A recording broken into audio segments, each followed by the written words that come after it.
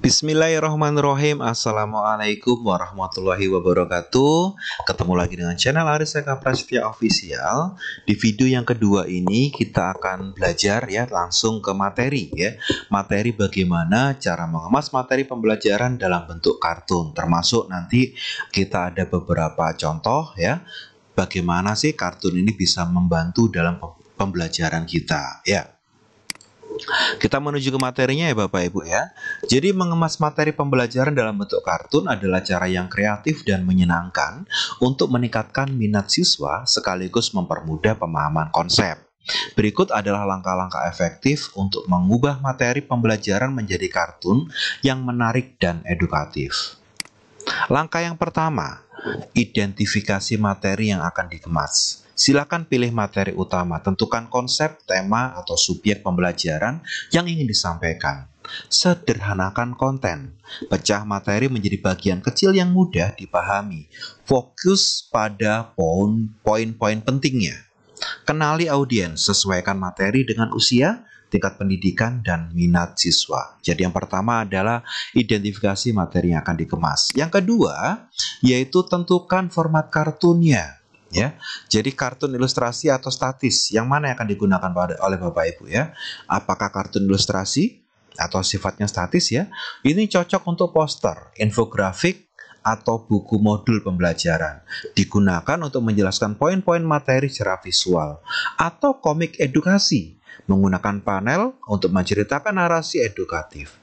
Yang komik edukasi ini juga ideal untuk menjelaskan alur proses atau cerita yang terkait materi. Nah, atau animasi kartun ya, berbentuk format video pendek yang interaktif, baik untuk menjelaskan materi kompleks dengan contoh dinamis. Nah, untuk diklat kali ini Bapak Ibu, kita masih pada fokus pada kartun ilustrasi ya, yaitu yang statis ya. Jadi nanti kita menemukan tokoh dulu, kemudian merubah beberapa bagian gambar. Jadi penemuan dasar dulu apa itu kartun dan sebagainya. Kita belajar dulu di kartun yang statis ini Bapak Ibu. Nah, setelah menentukan format kartun, yang ketiga adalah gunakan prinsip visual yang menarik ya. Karakter yang menarik. Buat karakter kartun sebagai guru virtual atau pemandu untuk membantu menyampaikan materi. Karakter dapat berupa manusia, hewan, atau objek sesuai tema. Setelah itu, warna dan kontras ya. Gunakan warna cerah dan kontras untuk menarik perhatian. Hindari penggunaan warna yang terlalu banyak agar tidak membingungkan. Gunakan juga icon dan simbol. Gunakan ikon sederhana untuk mewakili konsep penting. Tambahkan ekspresi wajah atau gerakan untuk memperkuat pesan ya. Jadi yang ketiga, gunakan prinsip visual yang menarik. Yang keempat, tulis naskah kartun yang edukatif. Gunakan bahasa yang sederhana Bapak Ibu ya. Hindari istilah teknis yang sulit. Gunakan bahasa yang mudah dipahami. Masukkan elemen humor atau emosi. Elemen humor ini dapat membuat siswa lebih terhubung dengan materi. Tambahkan dialog atau narasi. Gunakan dialog singkat untuk menjelaskan konsep, misalnya dalam bentuk percakapan antar karakter. Yang kelima, yaitu pilih alat dan platform untuk membuat kartun. Kalau pengen bikin kartun statis, Bapak Ibu bisa pakai Canva, Adobe Illustrator, atau DALL-E untuk membuat ilustrasi. Kalau berbentuk komik, bisa menggunakan storyboard, TED, atau Pixton untuk membuat komik edukasi. Kalau berbentuk animasi video, Bapak bisa menggunakan Animaker, Vine, atau Toon Boom untuk membuat video animasi. Kemudian yang keenam, integrasikan kartun ke media pembelajaran. Slide presentasi. Sisipkan kartun ke dalam slide untuk menjelaskan konsep tertentu. Juga untuk poster dan infografik Bapak Ibu, gunakan kartun sebagai alat bantu visual di kelas atau dalam materi cetak. Ini yang kita akan gunakan Bapak Ibu. Jadi Bapak Ibu nanti misalkan bikin kartunnya wajahnya Bapak Ibu sendiri sebagai guru ya. Kemudian dimasukkan ke presentasi seakan-akan menjelaskan tentang slide tertentu, poster infografik tertentu, seperti itu. Nah, berbeda kalau misalnya kita menggunakan video pembelajaran ya, kita bisa menggunakan animasi kartun sebagai video edukasi untuk pembelajaran daring. Jadi ini berbentuk video ya. Atau juga bisa kita gabungkan dengan game edukatif Bapak ya. Gunakan karakter kartun dalam permainan edukasi interaktif ya. Itu. Jadi itu adalah yang keenam. Terus kemudian apa materi yang ketujuh? Yang ketujuh itu adalah uji dan evaluasi Bapak Ibu. Coba pada audiens kecil ya. Silakan Bapak Ibu setelah bikin kartun diuji coba dan dievaluasi. Uji kartun pada beberapa siswa untuk mendapatkan umpan balik awal. Kemudian silakan dievaluasi efektivitasnya. Perhatikan apakah siswa memahami dan terlibat dengan materi yang disajikan. Nah, setelah itu perbaiki berdasarkan masukan. Lakukan penyesuaian sesuai masukan untuk menyempurnakan media kartun. Nah, baru yang kedelapan adalah kembangkan seri kartun pembelajaran. Nah, ini Bapak Ibu, biasanya kalau kita sudah berhasil di langkah yang pertama dalam membuat kartun, biasanya kita pengen, wah ini kalau materi ini dibikin kartun keren nih, berarti saya bisa bikin materi selanjutnya pakai kartun. Itu namanya mengembangkan seri kartun pembelajaran. Buat seri kartun untuk setiap topik pembelajaran. Kembangkan narasi yang berkelanjutan agar siswa merasa terhubung dengan materi. Sertakan tugas atau kuis interaktif untuk mengevaluasi pemahaman siswa setelah menyaksikan kartun.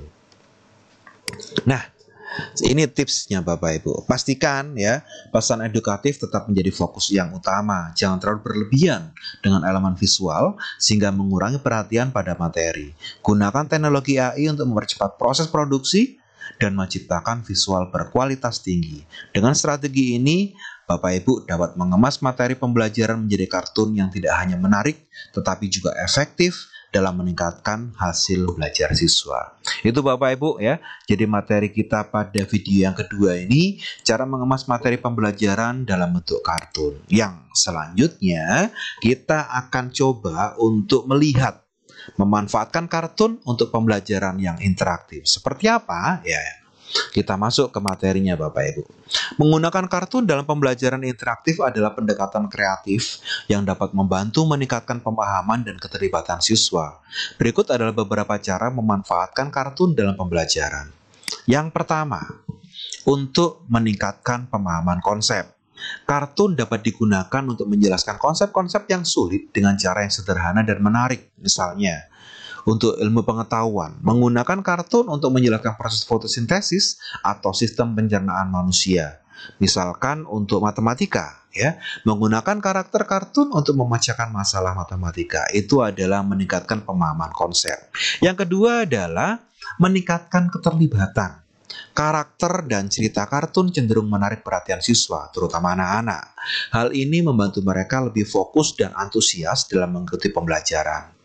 Yang ketiga, mendorong kreativitas siswa. Siswa dapat diajak untuk membuat komik atau cerita kartun berdasarkan materi yang dipelajari. Ini melatih pemahaman mereka sekaligus meningkatkan keterampilan menulis dan menggambar. Yang keempat, membantu menghafal informasi.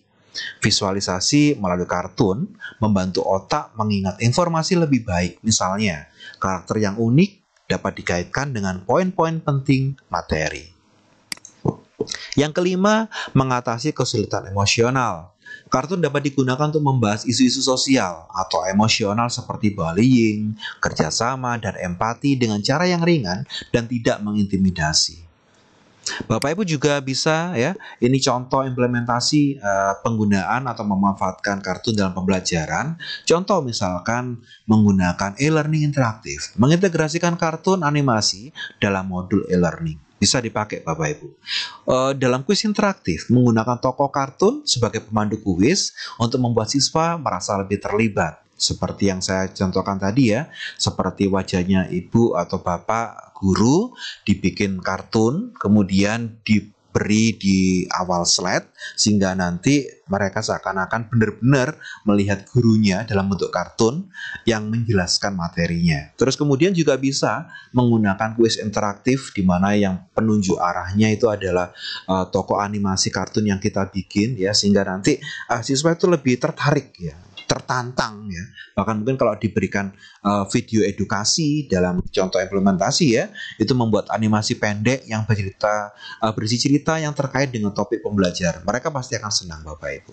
Ya itu. Nah, media untuk membuat kartun ya. Jadi beberapa contoh media yang bisa kita gunakan untuk membuat kartun yang seperti di slide video 1 ya, yaitu aplikasi pembuat kartun apa aja Pak Aris? Ada Canva, ada Pixton, ada Toontastic, atau Animaker. Sedangkan untuk berbentuk komik fisik atau yang berbentuk manual, kita bisa menggunakan kertas dan alat gambar tradisional untuk membuat kartun secara manual. Pendekatan ini tidak hanya membuat pembelajaran lebih menyenangkan, tetapi juga membantu siswa untuk memahami dan mengingat materi secara lebih efektif. Nah, sekarang kita akan mencoba ya Bapak Ibu untuk mencari ya studi kasus penerapan kartun dalam berbagai tingkatan pendidikan. Coba sekarang kita akan lihat apa saja sih. Nah, mungkin Bapak Ibu nanti bisa terinspirasi atau bisa mencontoh ya beberapa contoh atau penerapan media kartun atau penggunaan kartun dalam berbagai tingkatan pendidikan. Yang pertama kita berikan contoh untuk pendidikan PAUD ya, untuk pendidikan anak usia dini dan taman kanak-kanak atau TK ya. Ini contohnya adalah kartun untuk pengembangan dasar literasi dan numerasi.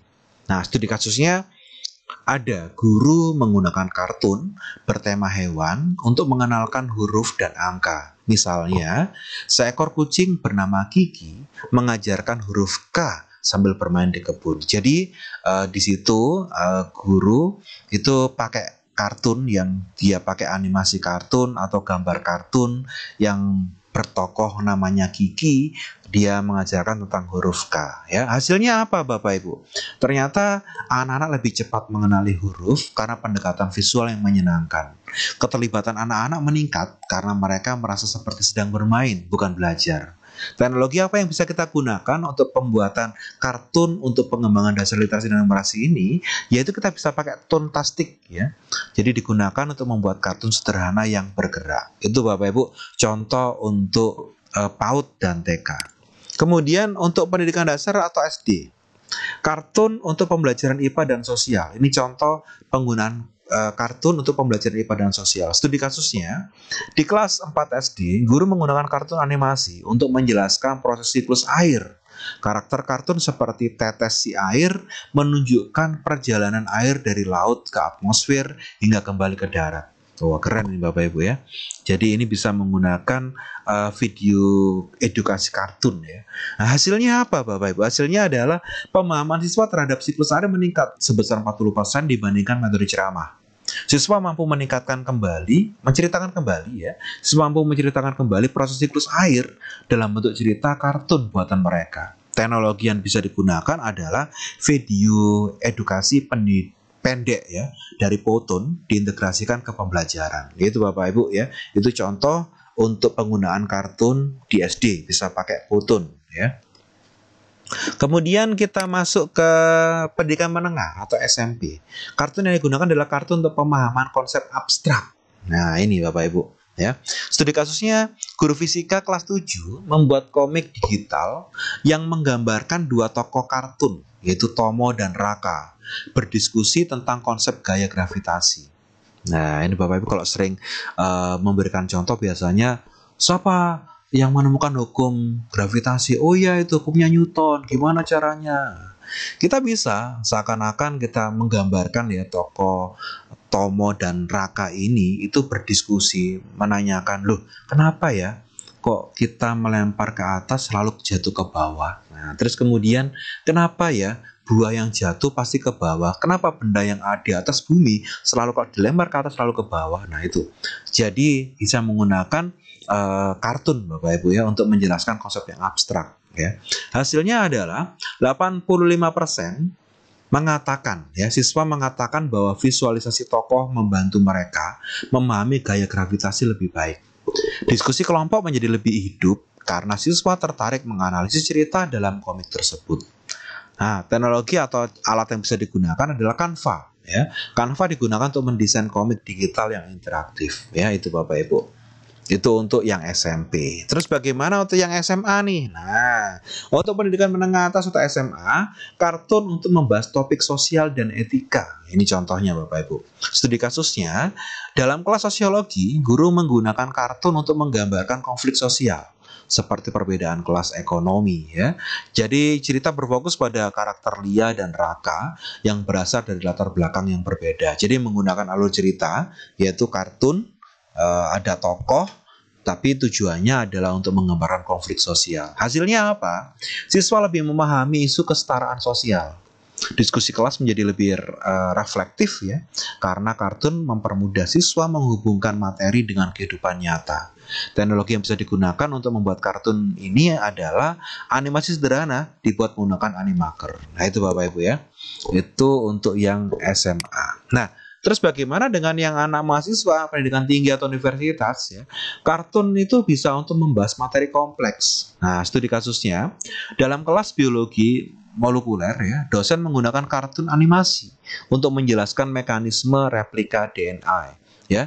Karakter berupa molekul DNA dan enzim seperti helikose dan polimerase ya dibuat hidup. Wah, ini jadi ada animasi dari DNA Bapak Ibu ya. Hasilnya apa? 92% mahasiswa melaporkan bahwa visualisasi kartun membantu mereka memahami proses replikasi yang sebelumnya sulit dimengerti melalui teks saja. Dosen melaporkan peningkatan hasil ujian pada materi ini. Teknologi yang bisa kita gunakan adalah pakai Dodly ya, digunakan untuk membuat animasi proses tersebut. Nah, terus bagaimana dengan pendidikan non formal? Nah, seperti khusus atau pelatihan nih ya. Kartun bisa digunakan untuk mengajarkan keterampilan digital Bapak Ibu ya. Jadi studi kasusnya dalam pelatihan keterampilan digital, kartun digunakan untuk menjelaskan dasar-dasar desain grafis kepada peserta pemula. Karakter kartun berperan sebagai mentor virtual. Hasilnya apa? Peserta merasa lebih percaya diri karena pendekatan kartun membuat materi terlihat mudah dan ramah. Tingkat penyelesaian kursus meningkat dari 70% menjadi 85%. Teknologi apa yang bisa digunakan untuk membuat kartun ini? Bisa pakai Pixton, ya, digunakan untuk membuat kartun yang dipadukan dengan slide presentasi yang interaktif. Kesimpulannya apa nih Bapak Ibu? Nah, kesimpulannya, penerapan kartun di berbagai tingkatan pendidikan menunjukkan efektivitas visualisasi. Kartun menyederhanakan konsep abstrak atau kompleks. Iya, jadi bisa lebih sederhana ya. Keterlibatan emosional. Siswa lebih terhubung secara emosional sehingga lebih mudah memahami materi. Adaptabilitas. Ya, kartun dapat digunakan dalam berbagai mata pelajaran dan tingkat pendidikan. Itu Bapak Ibu ya. Nah, setelah kita belajar tentang materi di video yang pertama itu dasar kartun dalam pembelajaran itu apa ya, kemudian manfaatnya gimana, tujuannya dan sebagainya. Di video kedua kita sudah mulai meraba-raba materi tentang kartun dalam pembelajaran sampai dengan studi kasusnya. Nah, nanti di video yang ketiga kita akan belajar Bapak Ibu langsung praktek, siapkan ya. Jadi setelah ini Bapak Ibu siapkan laptopnya atau mungkin HP-nya, tapi lebih baik pakai laptop ya Bapak Ibu ya, biar tampilannya sama dengan apa yang saya praktekkan. Kalau mau pakai HP boleh, tapi pastikan nanti pada posisi yang desktop view atau tampilan desktop, biar nanti agak sedikit sama lah seperti itu ya. Nah, berbeda dengan apa yang kita tadi ajarkan, sebagai gambaran saja Bapak Ibu, bahwa nanti yang kita pelajari di sini adalah beberapa aplikasi ya. Jadi kita nanti akan membuat kartun ya, tingkat dasar ya. Jadi kita akan bikin kartun tingkat dasar, bagaimana kita merubah wajah, bagaimana kita menemukan gambar, bagaimana kita bikin prompt, bagaimana kita menggabungkan gambar 1 dan gambar 2 ya, sehingga nanti menjadi sebuah kartun. Itu ya. Jadi target kita pada diklat kali ini adalah bikin tokoh, bikin media menggunakan kartun dengan 5 aplikasi AI yang akan kita pelajari di video yang ketiga nanti. Jangan kemana-mana. Terima kasih. Assalamualaikum warahmatullahi wabarakatuh.